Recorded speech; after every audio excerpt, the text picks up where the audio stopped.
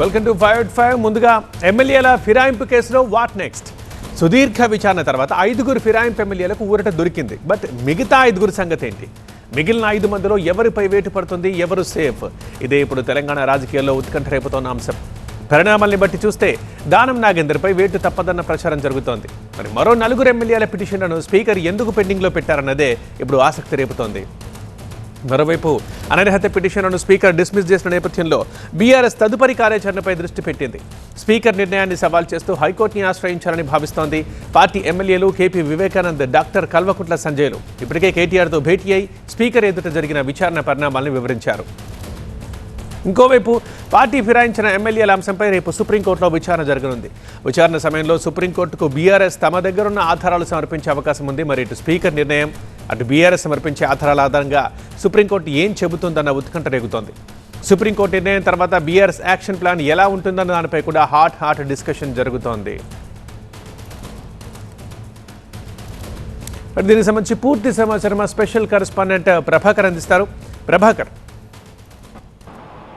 ఎమ్మెల్యేల విచారణపై ఇంకా కూడా సస్పెన్స్ కొంత అవుతుంది. నిన్న కేవలం 5 సంబంధించి జడ్జిమెంట్ మాత్రమే వచ్చింది. ఈ జడ్జిమెంట్కి సంబంధించి ఇప్పటికే అన్ని పార్టీల నుంచి విమర్శలు ప్రతి విమర్శలు వస్తున్న నేపథ్యంలో ఇంకొక 5 పైన ఎప్పుడు నిర్ణయం తీసుకుంటారనే దానిపైన సస్పెన్స్ కొనసాగుతుంది. As per supreme court dead line రేపటి వరకు సుప్రీంకోర్టు డెడ్ లైన్ విధించింది.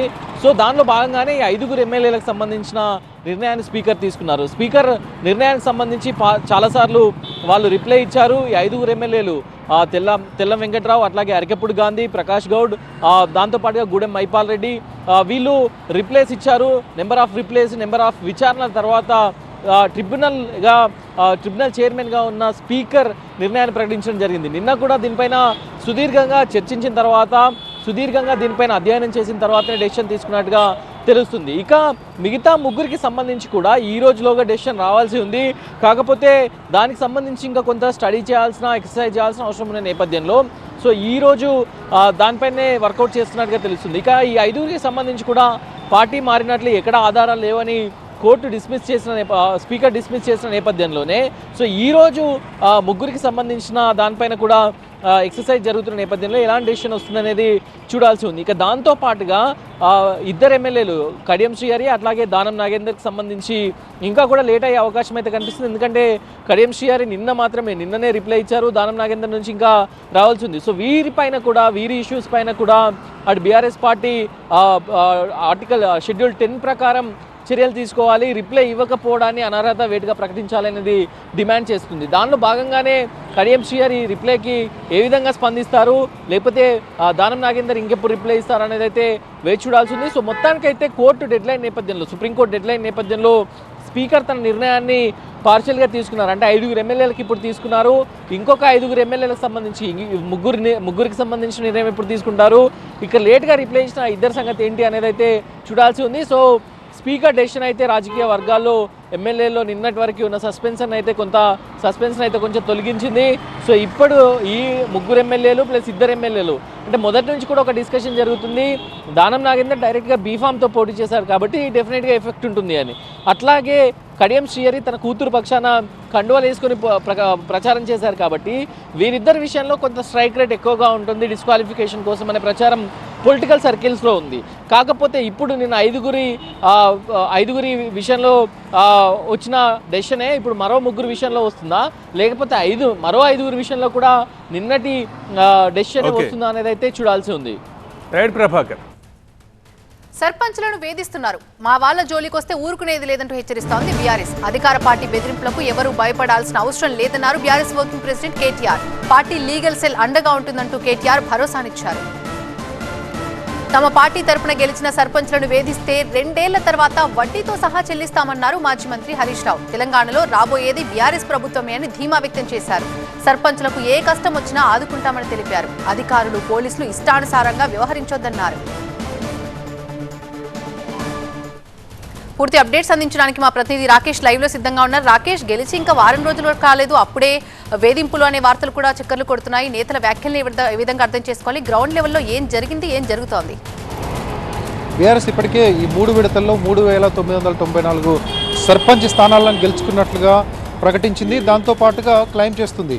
అయితే గెలిచినటువంటి సర్పంచ్ అభ్యర్థులు ఎవరిని కూడా పార్టీ మారకుండా, పార్టీలోంచి బయటకు వెళ్లకుండా, కాంగ్రెస్ అధికార పార్టీలకు వెళ్లకుండా చూసేందుకే ఇటువంటి ఈ స్టేట్మెంట్స్ దాంతోపాటు కాపాడుకునేటువంటి ప్రయత్నాలుగా మనం చూడొచ్చు. ప్రతి జిల్లాలో ఆత్మీయ సమావేశాలు పెడుతూ కేటీఆర్ హాజరవుతున్నారు, ఇటు హరీష్ రావు కూడా హాజరవుతున్నారు. ప్రతి జిల్లాలో అక్కడ గెలిచినటువంటి సర్పంచులందరినీ కూడా ఒక చోటకు రప్పించి అక్కడ సమావేశం ఏర్పాటు చేస్తున్నారు. వాళ్ళ కండువాలు కప్పి పార్టీలోకి ఆహ్వానిస్తున్నారు. ఎందుకంటే వాళ్ళంతా కూడా ఎక్కడ సింబల్ లేకుండా గెలిచినటువంటి సర్పంచులు కాబట్టి వాళ్ళందరినీ పార్టీలోకి తీసుకుంటున్నారు. దాంతోపాటు ఒక స్ట్రాంగ్ అష్యూరెన్స్ అయితే పార్టీ నుంచి ఇస్తున్నారు.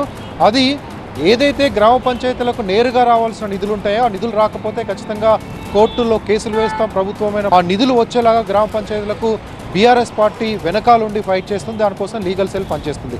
దాంతోపాటు వ్యక్తిగతంగా మిమ్మల్ని ఎవరైనా వేధింపులకు గురి చేసినటువంటి స్థానిక ఎమ్మెల్యే కాంగ్రెస్ వ్యక్తి అయినా లేకపోతే ఇంకొక పార్టీ వ్యక్తి అయినా పార్టీలోకి రావాలని బెదిరించినా, పార్టీలోకి రాకపోతే రకరకాల కేసులు పెడుతూ వేధించిన కార్యకర్తలపైనో లేకపోతే వార్డు మెంబర్లపైనో ఎలాంటి కేసులు నమోదు చేసినా ఫైట్ చేసేందుకు బీఆర్ఎస్ సెల్ ఉంది. ఆ సెల్ని ఇంకా స్ట్రెంథెన్ చేస్తున్నాం. దాంతోపాటు ప్రతి జిల్లాలో కూడా బీఆర్ఎస్ సెల్ ఏర్పాటు చేస్తున్నాం.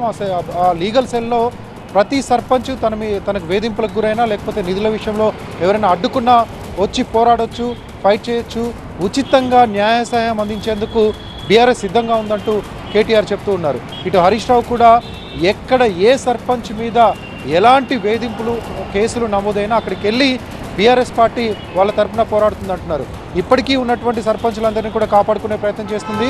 ఎప్పుడైనా అధికార పార్టీకి 80 నుంచి 90% సీట్లు వస్తాయి, కానీ ఈసారి ప్రతిపక్ష హోదాలో ఉన్న మాకు 42% సీట్లు వచ్చాయని బీఆర్ఎస్ క్లెయిమ్ చేస్తుంది. అందుకు తగ్గట్టుగానే ఆ క్యాడర్ని, అక్కడ గెలిచినటువంటి సర్పంచుల్ని, వార్డు మెంబర్ని కలుపుకునేందుకు, వాళ్ళని కాపాడుకునేందుకు, వాళ్ళ తరపున అండగా నిలబడేందుకు బాగా ప్రయత్నం చేస్తుంది. దాంతోపాటు మీరు ఇలాగే పనిచేయండి, వచ్చేది బీఆర్ఎస్ ప్రభుత్వం, బీఆర్ఎస్ ప్రభుత్వంలో కూడా 2 సంవత్సరాలు మీరు సర్పంచ్గా ఉంటారు, అప్పుడు చాలా నిధులు ఇచ్చి మీ అభివృద్ధికి సహకరిస్తామంటూ హామీ కూడా ఇస్తున్నారు. రాకేష్.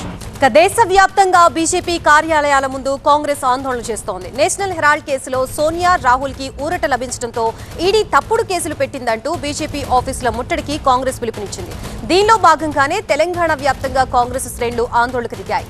హైదరాబాద్ తో పాటు అన్ని జిల్లాల్లోనూ బీజేపీ కార్యాలయాల ముట్టడికి కాంగ్రెస్ నేతలు ప్రయత్నించడంతో ఉద్రిక్తత పరిస్థితులు నెలకొన్నాయి. కరీంనగర్, వరంగల్, నల్గొండ, నిజామాబాద్ జిల్లాల్లో కాంగ్రెస్ నిరసనల టెన్షన్ క్రియేట్ చేశాయి.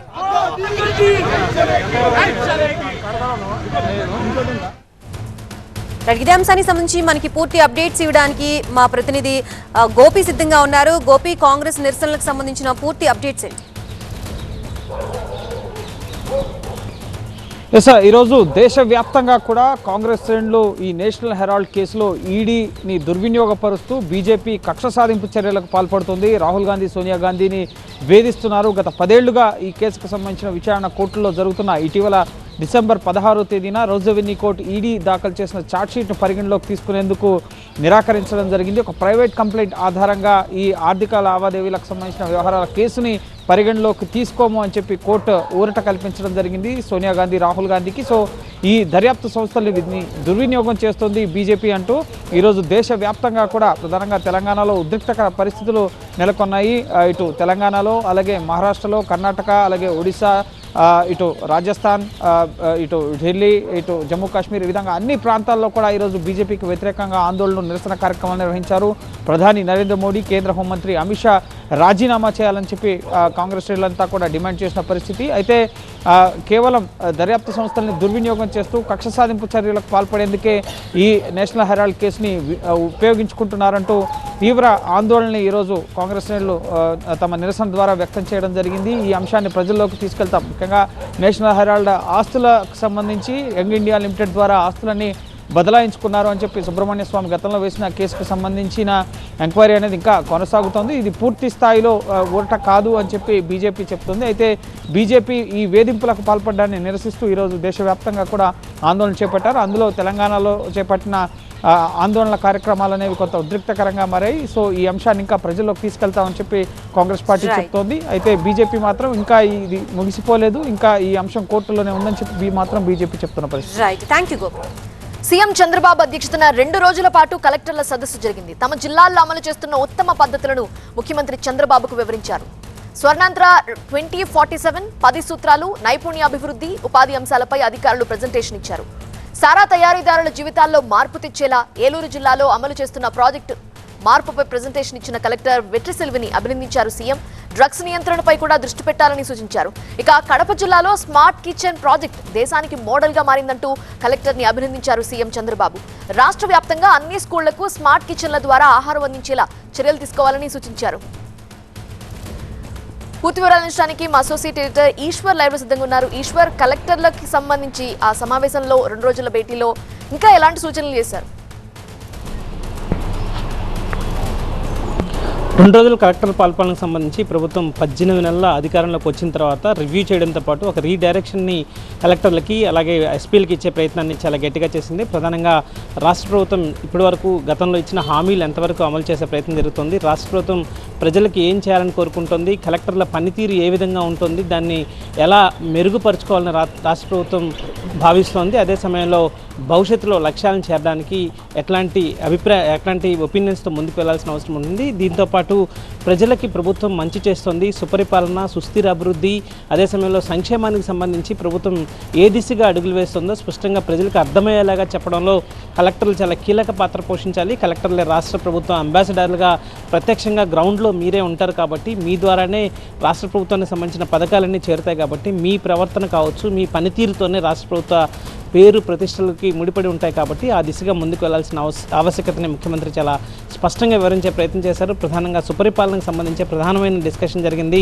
గతంలో కేవలం కలెక్టర్ల సమావేశం అంటే కలెక్టర్లు చెప్పేది వినడం, అదే సమయంలో ప్రభుత్వానికి ఉన్న లక్ష్యాలను వివరించే ప్రయత్నం మాత్రమే చేశారు. కానీ ఈసారి కలెక్టర్లకు సంబంధించి బెస్ట్ ప్రాక్టీసెస్ని వాళ్ళు చేస్తున్న దాన్ని ఒకవేళ బాగుంటే వాటిని మిగతా జిల్లాలకు వ్యాప్తి చేయడం కావచ్చు, లేకపోతే వాళ్ళు తీసుకున్న నిర్ణయాలని మిగతా అధికారులకు వివరించడం ద్వారా తద్వారా అన్ని ప్రాంతాల్లో వాటిని తీసుకురావడం కావచ్చు. అదే సమయంలో శాంతి భద్రతలకు సంబంధించి కూడా ప్రభుత్వం శాంతి భద్రతను చాలా క్రియాశీలకంగా భావిస్తుంది. రాష్ట్రం అభివృద్ధి చెందాలంటే లా అండ్ ఆర్డర్ చాలా కీలకం కాబట్టి దానికి సంబంధించిన రివ్యూలో కూడా ముఖ్యమంత్రి చాలా కీలకమైన సూచనలు చేశారు.